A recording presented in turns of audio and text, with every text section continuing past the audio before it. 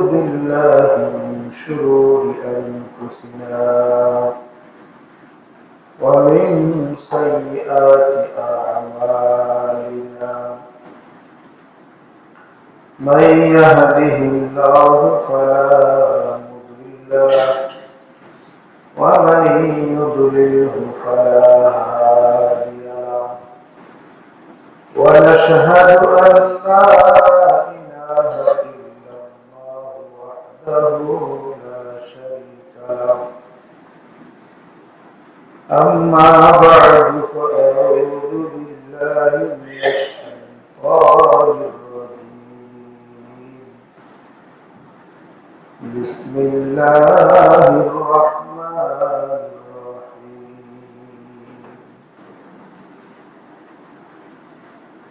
يا أيها الذين آمنوا ادخلوا في السلم كافة ولا تتبعوا خطوات الشيطان وقال تعالى وأما من خاف مقام ربه ونهى النفس عن الهوى فإن الجنة هي المأوى صدق الله العظيم قال رسول الله صلى الله عليه وسلم ألا كلكم راع وكلكم مسؤول عن رعيته وقال النبي صلى الله عليه وسلم لا يؤمن أحدكم حتى يحب لأخيه ما يحب لنفسه أو كما قال عليه الصلاة والسلام الحمد لله আল্লাহ পাক রব্বুল আলামিনের দরবারে অসংখ্য শুকরিয়া যে মহান রব্বুল আলামিন আমাকে আপনাকে দয়া করে মায়া করে ভালোবেসে আল্লাহ তাআলার ঘর মসজিদে আসার বসার কোরআন হাদিস থেকে আলোচনা শোনার ও বয়ান করার সুযোগ দান করেছেন জীবনের শ্রেষ্ঠ সময় অতিবাহিত করার সুযোগ দান করেছেন এজন্য আমরা মহান রব্বুল আলামিনের দরবারে শুকরিয়া আদায় করে বলি আলহামদুলিল্লাহ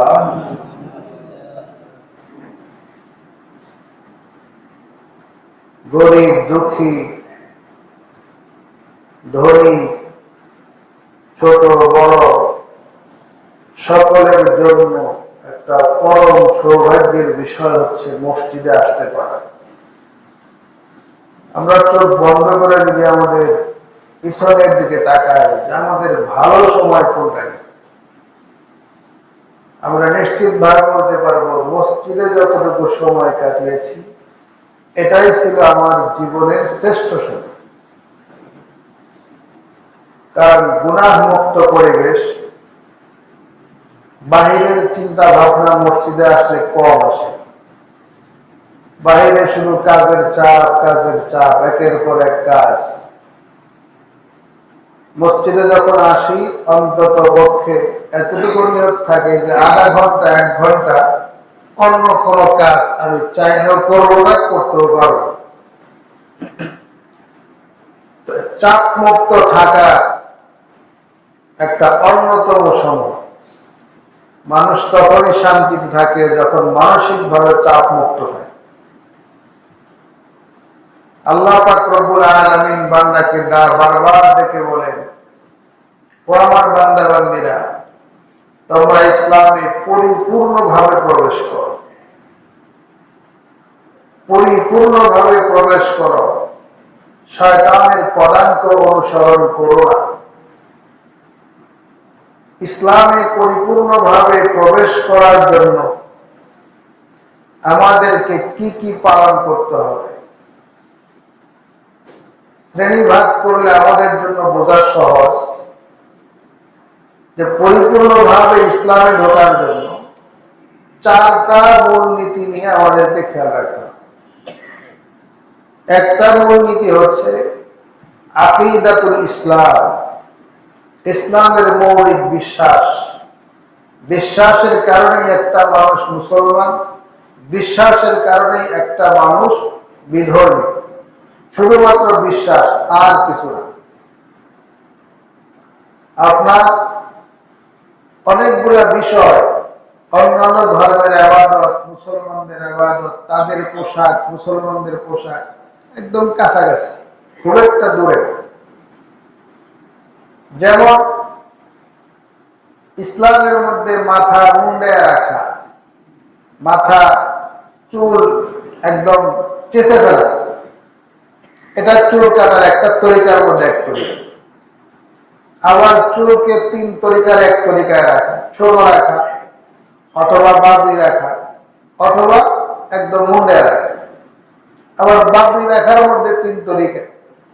আপনার কানের উপরের লতি পর্যন্ত, নিচের লতি পর্যন্ত, গর্দান পর্যন্ত। এটার সাথে যদি আমরা অন্য ধর্মের সাথে মিলাই, হিন্দু ধর্মের কিছু লোক আছে পুরা মাথা চাষে, উপরে একটা টিকলি রেখে দেয়। একটু পার্থক্য তারা করছে। আপনার দেখা গেল এখানে তাদের এই 16 আনার মধ্যে 14 আনা মিল আছে। আবার আমরা টুপি ব্যবহার করি, পাগড়ি ব্যবহার করি। হিন্দুদের মধ্যেও কিছু জাতি আছে, কিছু হিন্দু আছে টুপি পরে, পাগড়িও পরে, আছে না? আচ্ছা, তাহলে আমরা টুপি পরতেছি, পাগড়ি পরতেছি, আমরা পাঞ্জাবি পরি। এখন হিন্দুরা অনেকেই তাদের অনুষ্ঠানে পাঞ্জাবি পরে। আমরা হজে গিয়ে এহরাম বাঁধি, আমরা সেলাই ছাড়া পোশাক পরি। হিন্দুদের মধ্যে কিছু লোক আছে, বৌদ্ধদের মধ্যে কিছু লোক আছে সেলাই ছাড়া কাপড় পরে, আছে না? আছে। তাহলে মূল পার্থক্যটা কি? বিশ্বাস। আমরা মুআনাকা মুসাফা করি, দেখা হলে আমরা সালাম দেই। আমাদের সালামটা সুন্দর, আসসালামু আলাইকুম ওয়া রাহমাতুল্লাহ, আপনার উপর শান্তি বর্ষিত হোক, আল্লাহর রহমত অনুগ্রহ বর্ষিত হোক। আর ওরা বলে কি আদাব, মানে সম্মান, শুধু সম্মান। দিল না নিল এটাও পরিষ্কার না। এরপরে আমরা মুসাফা করতেছি, ওরা হাত জাগাইতেছে,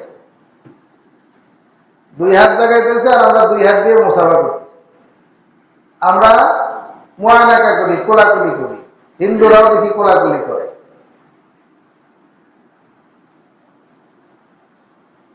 তো মূল পার্থক্যটা হলো বিশ্বাস। এটা ইসলামের একটা অন্যতম বৈশিষ্ট্য, যাকে বলা হয় আকিদাতুল ইসলাম। আকিদাতুল ইসলাম, ইসলামের বিশ্বাস। আমার আপনার বিশ্বাসটা নির্ভেজাল কিনা, আমার আপনার মৌলিক বিশ্বাস কি? যেমন হিন্দুদের বিশ্বাস, এই জন্মে যারা খারাপ থাকে তারা মরার পরে আবার কুকুর, বিড়াল, শিরাল, অন্য কিছু হয়ে আবার ফিরে আসে। তাদের একটা বিশ্বাস। কিছু মুসলমানেরও খারাপ বিশ্বাস আছে যে মরার পর তারা আবার জিনভূত হয়ে ফিরে আসে। তাহলে বিশ্বাস যদি নষ্ট হয়ে যায়, তাহলে সে আর মুসলমান থাকে না। আমাদের বিশ্বাস, আল্লাহ আমাদেরকে সর্বশ্রেষ্ঠ জাতি হিসাবে সৃষ্টি করেছেন। কুনতুম খায়রা উম্মাতিন উখরিজাত লিন-নাস তা'মুরুনা বিল মা'রুফ ওয়া তানহাউনা 'আনিল মুনকার ওয়া তু'মিনুনা বিল্লাহ। আমাদেরকে আল্লাহ পাক শ্রেষ্ঠ জাতি হিসাবে বানিয়েছেন।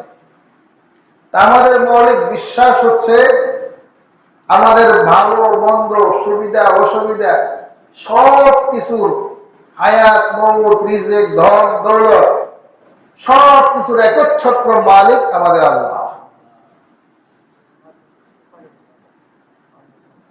আমাদের আল্লাহ। কিন্তু অন্যান্য ধর্মের, হিন্দু ধর্মের মূল বিশ্বাস যে ভগবান সব করে, কিন্তু তারপরে এই মনসা দেবী, অমুক দেবী, তমক দেবী, মানে সাপ বিচ্ছু যা আছে, গাছপালা, সব কিছুর এক একটাকে এক একটা দেবতা মনে করতেছে। কেউ হনুমানের পূজা করতেছে কয়দিন কয়দিন আপনার আপনার 8-10টা হাত দিয়া তার ভক্তি দিচ্ছে। তার বিশ্বাসটা এখানে শিরিক হয়ে গেছে, আল্লাহর সাথে শরীক হয়ে গেছে, যার কারণে সেটা প্রত্যাখ্যান। আল্লাহ পাক রব্বুল আলামিন বলেন, লা তাআতা লিমাখলুকিন ফি মাসিয়াতিল খালিক, লা তাআতা লিমাখলুকিন ফি মাসিয়াতিল খালিক। আল্লাহ পাক রব্বুল আলামিনের সাথে সাংঘর্ষিক হয়। মানুষকে খুশি করা হয়, আল্লাহকে করা হয় না। মানুষকে খুশি করে আল্লাহকে বেজার করা ইসলামে এটা জায়েজ নাই, আকীদা পরিত্যাজ্য। লা তাআতা লিমাখলুকিন ফি মাসিয়াতিল খালিক। অনেক বিষয় আমাদের সামনে আসে, একদিকে ইসলাম, আরেকদিকে আমাদের বিশ্বাস, আমাদের নামধারী মনে করি আমাদের মান সম্মান। তো এখানে একটা বিষয় হচ্ছে, একটা হচ্ছে আপনার ফিকির, ইসলামের সাথে যেটা সাংঘর্ষিক হয়, সেটা যদি আমার যুক্তিতে ভালো প্রমাণিত হয়, সেই কাজ কি করা যাবে? ইসলামের সাথে সাংঘর্ষিক, কিন্তু আমার যুক্তিতে বলতেছে এখন এটা করো, সেটা করা যাবে না।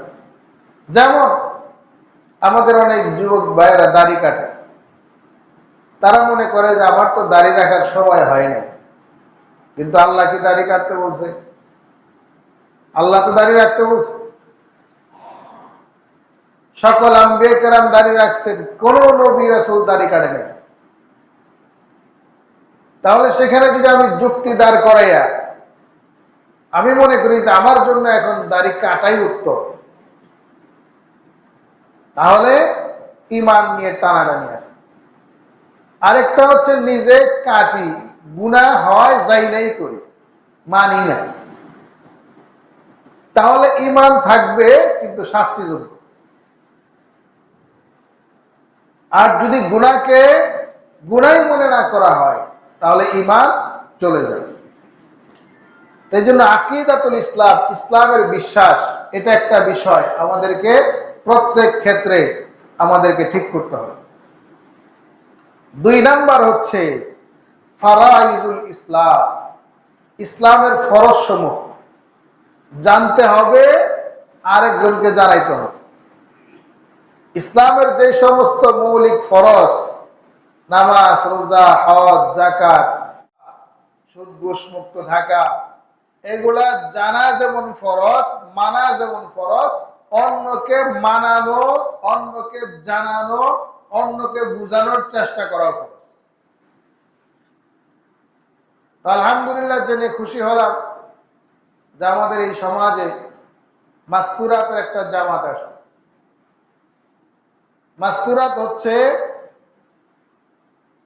পুরুষরা যেমন মসজিদে জামাতে আসে, পুরুষরা তাদের মাহরাম, তাদের স্ত্রী অথবা তাদের মেয়ে, মা, তাদেরকে নিয়েও জামাতে আসে।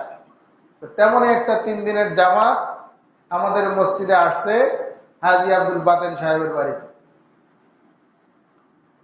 আমাদের অনেক মহিলা আপনার, যাদের আমলও ঠিক নাই, আকীদাও ঠিক নাই, জানেও না, বিশ্বাসের মধ্যেও সমস্যা। সমস্যা থাকার কারণে আপনি মসজিদ থেকে ঈমান আমল নিয়ে গেলেন, বাড়িতে গিয়ে আপনার আহলিয়ার সাথে আর বুঝাইতে পারতেছেন না, কারণ আপনার বাড়িতে আর আপনার মাতাব্বরি চলে না। বেশি বললে সংসারে অশান্তি হয়। নামাজের কথা বারবার বললে রাগ করে, তারপরে আপনার অন্যান্য কোরআন শরীফ পড়ার কথা বারবার বললে রাগ করে, করে কিনা? আছে না এরকম অনেক মহিলা? এখন এই যে বারবার তারা রাগ করে, তাদেরকে বলাও যায় না, আমলও করে না, দায়িত্ব তো আপনার উপর। তাদের জন্য একটা সুবর্ণ সুযোগ আসছে যে এই 3 দিন মাস্তুরাতের জামাতে ওখানে সকাল বিকাল তালিম হয়। আরো অন্যান্য মহিলা যারা ধর্মকে খুব ভালো করে মানে, দ্বীনের উপর যারা চলতে বদ্ধপরিকর, যারা পর্দাকে মানতেছে, স্বামীর খেদমতকে তারা নিজের উপর ফরজ কর্তব্য মনে করতেছে, স্বামীর গুরুত্ব কতটুকু তারা বুঝতেছে, এই বিষয়গুলা আপনার স্ত্রীকে আপনি হেদায়েত করলে হবে না। আপনি তাদেরকে বলেন যে ওই বাড়িতে অনেকগুলা মহিলা আসছে বিভিন্ন জায়গায় থেকে, তুমি যাও একটু দেখে আসো তারা কি করে না করে, একটু রিপোর্ট নিয়ে আসো। কারণ মানুষ গোয়েন্দাগিরি করতে ভালোবাসে, শেখার জন্য বললে যাবে না, কোজা আমি জানি নামাজের কথা বলবো। তা আপনি বলেন যে ওই বাড়িতে যাও, কয়জন মহিলা আসছে তোমরা একটু দেখে আসো, আর তারা কি করে না করে একটু আমার রিপোর্টটা জানাই, আর কি বলে না না বলে সেটাও আমাকে জানাই। তাহলে বলবে যে মানুষ ভুল ধরার জন্য যায়। কারণ বর্তমানে ওয়াজ কয়জনে শোনে, সবাই বিচারক। আমরা মসজিদে বয়ান করি, মাহফিলে বয়ান করি, বয়ানের পরে যারা শ্রোতা অর্ধেকটি হয় বিচারক, হয় এ পক্ষে নয় ওই পক্ষে, যে হুজুর এটা সঠিক বলছে, এটা বলে নাই, এটা কোন ইসা বলছে, এটা সোজা বলছে।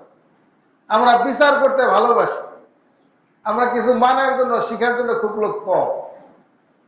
তো মহিলাদেরকে বিচারক হিসাবেই পাঠিয়ে দেন, যেখানে 3 দিন তারা কি করে না করে, সকালবেলায় তাড়াতাড়ি রান্না বান্না করে খেয়ে 9টা-10টা থেকে তালিম শুরু হয়, তোমরা যায় সেখানে দেখে আসো। আবার দুপুর বেলায় তোমরা চলে আসবা 12টার দিকে, আবার বিকাল বেলায় যাবা, 3 দিন তাদেরকে মনিটরিং করো। তো এইভাবে আমরা আমাদের মা বোনদেরকে মাস্তুরাতের ওখানে পাঠিয়ে দিই। আর মসজিদে যারা আছেন, তাদের স্বামী, তাদের ভাই, তাদের আপনজন, তারা মসজিদে পুরুষ যারা জামাতে আসছেন, তাদের থেকে খোঁজ খবর আমরা নিব যে ভাই, আমি তো আমার বউ নিয়ে খুব বিপদে আছি, আমার বউ নামাজ পড়ে না, কোরআন শরীফের কথা বলাই যায় না, অথচ সে নাকি বিয়ের আগে তাহাজ্জুদও ছাড়ে নাই।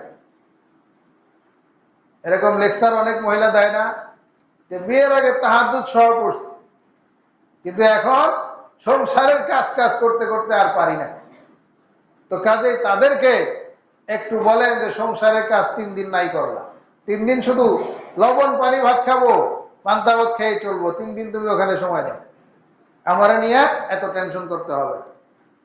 3টা দিন যদি তাকে পূর্ণাঙ্গ সময় লাগাইতে পারেন, আমি আশাবাদী আপনার স্ত্রীর মধ্যে একটা বিশাল বড় পরিবর্তন আপনি লক্ষ্য করবেন। বিশাল পরিবর্তন অটোমেটিকলি হয়ে যাবে। আল্লাহ পাক রব্বুল আলামিন আমাদেরকে মাস্তুরাত জামাতের কদর করার তৌফিক দান করেন, আমিন। ফারায়েজুল ইসলাম, ইসলামের ফরজ সমূহ জানা। 3 নাম্বার হচ্ছে মাহারিমুল ইসলাম, ইসলামের হারাম সমূহ জানা। ইসলামে কোন কাজ হারাম, কোন কাজ মাকরু, কোন কাজ মাকরুহে তানজিহি, কোন কাজ কবিরা গুনাহ, কোনটা সগীরা গুনাহ, এগুলা জানা, জেনে সেই অনুসারে আমল করা, এটাও ইসলামে পরিপূর্ণভাবে প্রবেশ করার জন্য একটা গুরুত্বপূর্ণ শিক্ষা। কাজে আমরা মাহারিম ইসলাম গুলা জানি। আরেকটা বিষয়, মাহারিম ইসলাম অনেক বিষয় আছে, যেমন নারীদের ব্যাপারে কোরআন হাদিসে কি বলা আছে। স্বামীদের ব্যাপারে বলা হয়েছে যে নারীরা তাদের স্বামী যদি তাদেরকে বলে যে এই পাহাড়টা একটু ধাক্কা দাও, ওইদিকে 2 ইঞ্চি সরাও, পাহাড় কি ধাক্কা দিলে সরবে? আমার আপনার ধাক্কা সরবে? সরবে না। তবুও স্বামীকে খুশি করার জন্য স্ত্রীর উচিত পাহাড়কে সে ঠেলবে, যদিও যাবে না। যদি স্বামী মাতাল হয়ে যায় অথবা কোনো বিষয়ে বেশি গোঁড়ামি করে, রেগে গিয়ে সে বললো যে আজকে থেকে পূর্ব হলো যে এটা, দক্ষিণে বললো যে এইটাই পূর্ব দিক। স্ত্রীর জন্য উচিত স্বামীর সাথে তর্ক না করে উপস্থিত স্বামীকে খুশি করার জন্য মেনে নাও যে হ্যাঁ মেনে নিলাম এইটাই পূর্ব দিক। এগুলা আমল আমরা ডাইরেক্ট যদি মহিলাদেরকে বলেন তাহলে আপনি ঘরে আবার টিকতে পারবেন না। তো মাস্তুরাতের জামাতে পাঠিয়ে দিলে ওখান থেকে দেখবেন আপনার অটোমেটিকলি শিক্ষা পেয়ে আসবে। ডাইসের মধ্যে গেলেই আপনার ডাইস অনুসারেই বের হয়ে আসে। মাটি যদি খারাপও থাকে বাড়িতে একা একা ইট বানানো যায় না। আবার এই খারাপ মাটি যখন আপনার ইট ভাটায় যায়, ফর্মার মধ্যে ঢুকে, তখন অটোমেটিক ওই খারাপ মাটিটাই ইট হয়ে চলে আসে। এই জন্য আমরা নিজেরা যতই জানি, ফর্মার মধ্যে যদি নিজেদেরকে ফেলে না দেই, আমরা খাঁটি ইমানদার খাঁটি মুসলমান হতে পারবো না। 4 নম্বর হলো আদাবুল ইসলাম, ইসলামের আদব সমূহ শিক্ষা করা, জেনে সেই অনুযায়ী আমল করা। আদাব ইসলাম আমরা অনেকেই জানি না। যেমন মসজিদে প্রবেশ করার সময় অনেকগুলো আদাব আছে। ডান পা দিয়ে প্রবেশ করা, দরুদ শরীফ পাঠ করে প্রবেশ করা, বিসমিল্লাহ বলে প্রবেশ করা, দোয়া করে প্রবেশ করা। আবার মসজিদে প্রবেশ করার পরে কোনো ময়লা আবর্জনা থাকলে সেটাকে উঠাইয়া দেওয়া, সরাইয়া ফেলানো, মসজিদে কোনো আওয়াজ না করা, মসজিদের মধ্যে আপনার বিড়ি তামাক খেয়ে মসজিদে প্রবেশ না করা, দুর্গন্ধ জাতীয় কোনো জিনিস নিয়ে মসজিদে প্রবেশ না করা, এগুলা মসজিদের আদব। এই আদব গুলাও রক্ষা করা অনেক গুরুত্বপূর্ণ। কাজে ইসলামে প্রবেশ করার জন্য আমাদেরকে এগুলা লাগবে। আর এগুলো অর্জন করা কাদের জন্য সম্ভব হবে? আল্লাহ তাআলা বলেন, ওয়াম্মা মান খাফা মাকামা রাব্বিহি ওয়া নাহান নাফসা আনিল হাওয়া ফাইন্নাল জান্নাতা হিয়াল মাওয়া। ওয়াম্মা মান খাফা মাকামা রাব্বিহি, যেই ব্যক্তি ভয় করে আল্লাহ তাআলার কাছে দণ্ডায়মান হতে হবে। আমাদেরকে একদিন আল্লাহ তাআলার সামনে দাঁড়াইতে হবে। আমি যেন বুক ফুলাইয়া দাঁড়াইতে পারি। আমার ভিতরে মিথ্যা থাকলে আমি আল্লাহ তাআলার সামনে বুক ফুলাইয়া দাঁড়াইতে পারবো না। আপনার ভিতরে যদি মিথ্যা থাকে, আপনার ভিতরে যদি আপনার গরল থাকে, তাহলে আপনি কখনো সত্য কথা আপনি বুক ফুলাইয়া বলতে পারবেন না। আপনার ভিতরে আপনি যদি সৎ থাকেন তাহলে আপনি সঠিক কথা শক্তভাবে বলতে পারবেন। আপনি যদি সবসময় মিথ্যা কথা বলেন, মানুষকে আপনি সত্যের উপদেশ দিতে পারবেন না। আপনি যদি নিজে সুদ খান, আরেকজনকে সুদ খাওয়া বাদ দেওয়ার ফতুয়া আপনি জোরে সরে দিতে পারবেন না। আপনি যদি ঘুষ খান, আরেকজনকে আপনি ঘুষ থেকে ফেরাইতে পারবেন না। এই জন্য নিজেকে আল্লাহর সামনে দণ্ডায়মান হইতে হবে। এই ভয় যার মধ্যে আছে, প্রবৃত্তির বিরুদ্ধে যে নিজেকে বাঁচায় রাখে, মন খারাপ কাজের দিকে ডাকে কিন্তু নিজেকে সে ফিরায় রাখে, খারাপ কাজের দিকে যায় না। মন এরকম ভাবে গুনাহের দিকে ডাকে কিন্তু সে গুনাহের দিকে যায় না, আল্লাহকে ভয় করে আমাকে আল্লাহর সামনে দণ্ডায়মান হতে হবে। ফাইনাল জান্নাতা হিয়াল মাওয়া, যে গুনাহ থেকে বিরত থাকে আর আল্লাহ তাআলার সামনে দণ্ডায়মান হতে হবে, হিসাব দিতে হবে, এই ভয় যার অন্তরের মধ্যে রাখে, ফাইনাল জান্নাতা হিয়াল মাওয়া, জান্নাত হবে তার শেষ ঠিকানা। বলেন সুবহানাল্লাহ। কাজে সেই জান্নাত পাওয়ার জন্য অন্তরে আল্লাহ তাআলার সামনে দাঁড়ানোর ভয় থাকতে হবে যে আমাকে আল্লাহর সামনে ইন্টারভিউর মুখোমুখি হতে হবে। এজন্য পাপ কাজ থেকে আমাকে বিরত থাকতে হবে।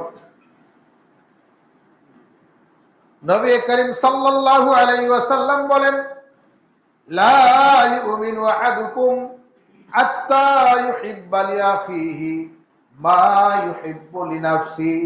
ততক্ষণ পর্যন্ত তুমি পরিপূর্ণ ঈমানদার হতে পারবে না যতক্ষণ পর্যন্ত তোমার ভাইয়ের জন্য এমন জিনিস পছন্দ করবে না যেই জিনিস তুমি তোমার নিজের জন্য পছন্দ করো।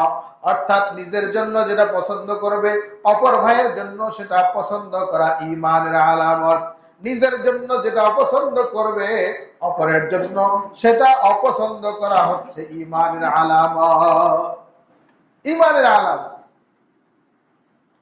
অনেক সময় আমাদের মধ্যে বিভিন্ন ফল ফ্রুট বন্টন করার সুযোগ আছে। যেমন ধরেন আপনার কাছে বললো যে 1 কেজি বড়ই আছে, তোমার ছেলে মেয়ে আছে, আর এখানে প্রতিবেশীর ছেলে মেয়ে আছে, একটু দেখে দেখে বন্টন করো।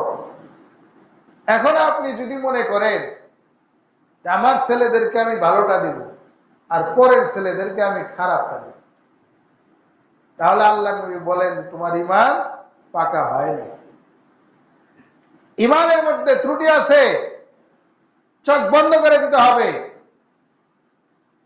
যে আমি আমার পক্ষ থেকে আমি ইনসাফ করব, আমার ছেলে বিধায় যে আমি তাকে বেশি দিব আর প্রতিবেশীর ছেলে বিধায় যে তাকে আমি কম দেব, এই বন্টনের মধ্যে যদি আমার পছন্দ অপছন্দ কম বেশি হয়ে যায়, আল্লাহ নবী বলেন লা ইউমিনু, তুমি ঈমানদার হতে পারো না।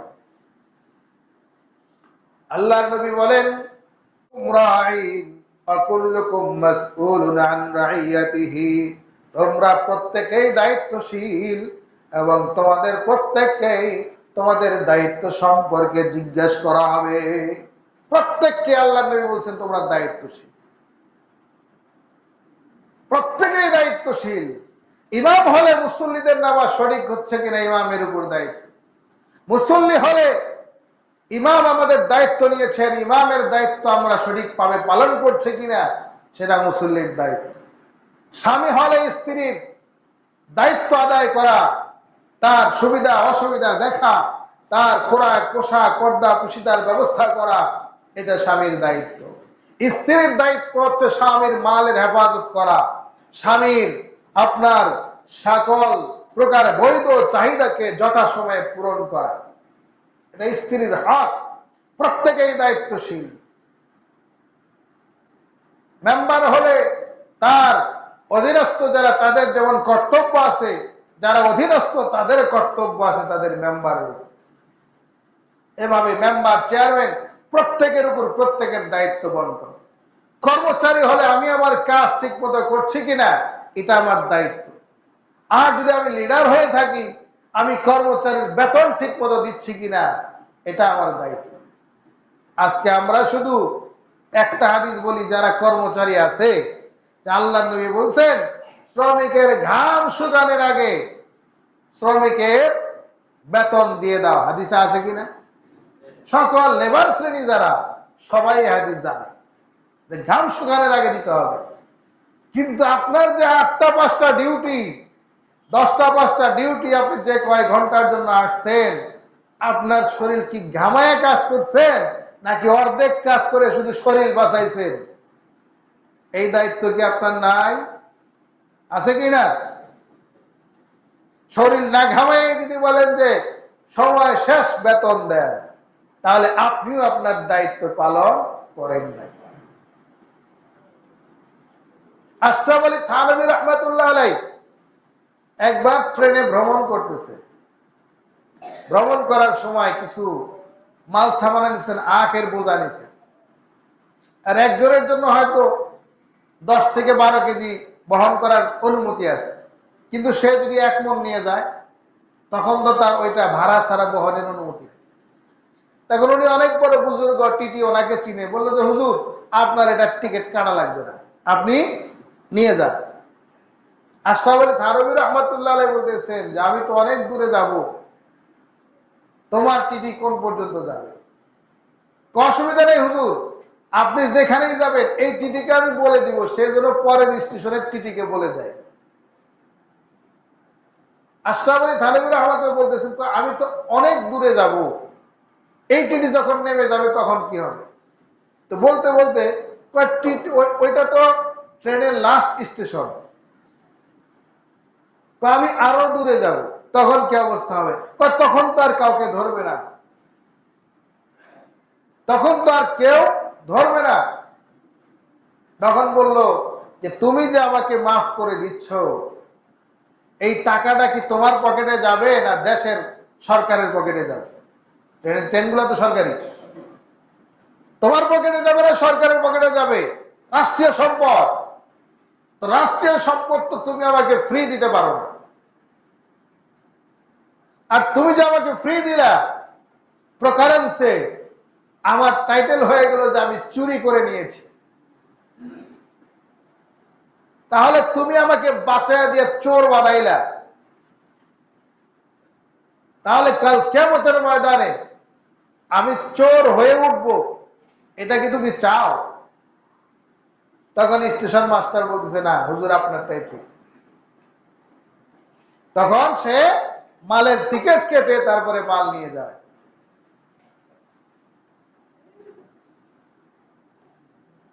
বিমানবন্দর অনেক সময় এরকম হয়, মাল ছামানা বেশি, আপনার ওই বুকিং ম্যানকে কিছু টাকা দিলেই পার করে দেয়।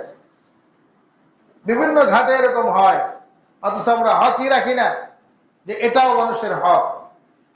এই হক সে মাফ করলেও আল্লাহ মাফ করবেন। প্রকারান্তরে চোরের খাতায় নাম চলে গেল। চুরির শাস্তি 10 দিরহামের বেশি হয়ে গেলে হাত কাটার নিয়ম। আজকে আমাদের দেশে মানুষ নীতি কথা অনেকেই বলে, কিন্তু সব নীতি কথার আড়ালে আসল নীতি থাকে না। দেশের যতগুলা রাজনৈতিক দল আছে, কোন দল কি বলে যে আমরা জনগণের পক্ষে কাজ করব না? বলে কি কেউ? সবাই বলে যে আমরা জনগণের পক্ষে কাজ করব, আপনাদের নির্বাচিত ভোটে আমরা আপনাদের কল্যাণ করতে চাই, দেশের কল্যাণ করতে চাই। এই কথা বলে কিনা? আচ্ছা, দেশের কল্যাণ করবেন, তাহলে লক্ষ লক্ষ টাকা খরচ করতেছেন, এত টাকা তো আপনি বেতন পাবেন না। আপনার বাপ দাদার সম্পত্তি বিক্রি করে আপনি হয়তো 5 বছরের বেতন পাবেন, বড় জোর আপনার চেয়ারম্যানদের বেতন মনে হয় 10,000 করে। তা আপনি 5 বছরে বেতন পাবেন 20 লাখ, আপনি নির্বাচনে খরচ করলেন 1 কোটি টাকা, তা আপনার ওই 80 লাখ টাকা আপনি কেমনে উঠাবেন? 1 কোটি টাকা খরচ করে যে আপনি বললেন জনগণের খেদমত করব, আসলে কি মুখের কথা আর বুকের কথা দুইটা ঠিক আছে? দুইটা মিল আছে? তার মানে একবার ভোট দিয়ে দেখেন, 6 মাসে আমার দেখা পাবেন না। অফিসে গেলেও সিরিয়াল নিতে হবে, আর আমাকে তো বেশি একটা পাবেনই না। এই জন্য আলা কুল্লুকুম রাইন, প্রত্যেকে দায়িত্বশীল। কথা বলার মধ্যে যেমন দায়িত্ব থাকতে হবে, পালন করার মধ্যেও দায়িত্ব থাকতে হবে। কেমন ছিলেন আমাদের ইসলামিক রাজনীতিবিদগণ, তার একটা ঘটনা শুনাই।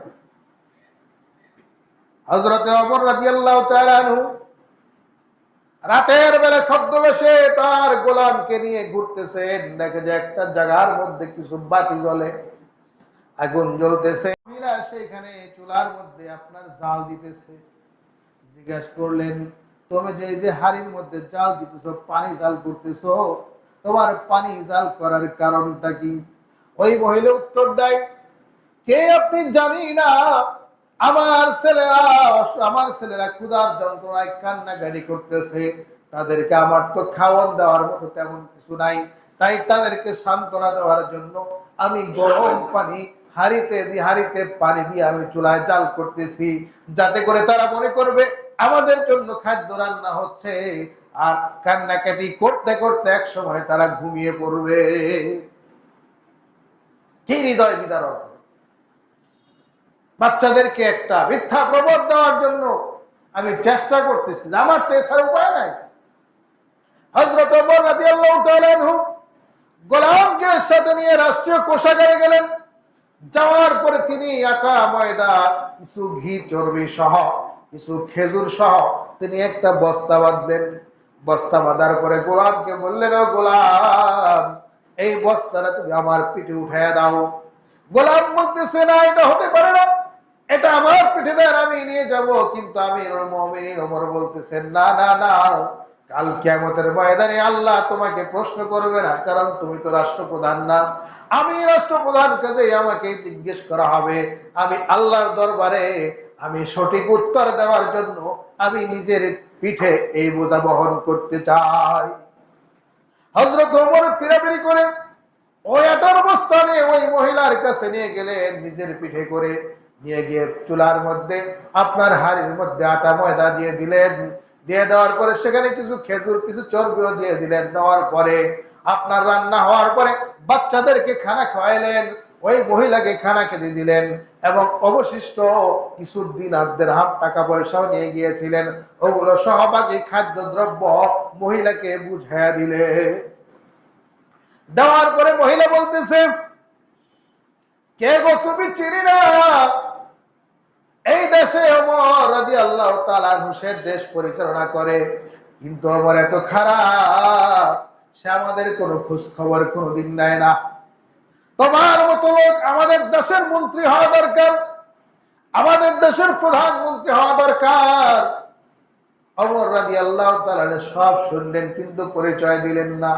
বলল যে আগামীকাল তুমি রাষ্ট্রীয় কোষাগারের সামনে আসবা, আমি সেখানে থাকব, তোমার যতগুলা সমস্যা আছে সব শুনে তোমার জন্য আমি ব্যবস্থা করে দিব। বলেন সুবহানাল্লাহ। তারা ছিলেন রাষ্ট্রপ্রধান। আর আজকে আমাদের রাষ্ট্রপ্রধান যারা, এসব পদে যারা আছেন, একটা বিধবা ভাতার কার্ড পেতে টাকা গুনতে হয়, গর্ভবতী ভাতার কার্ড পেতে টাকা গুনতে হয়, প্রতিবন্ধী ভাতার কার্ড পেতে টাকা গুনতে হয়। অথচ মেম্বার চেয়ারম্যানের বাড়ির পাশেই গরিব দুঃখী, তারা কিছু উৎকোচ দিতে পারে না বলে তাদের জন্য কার্ড বরাদ্দ হয়।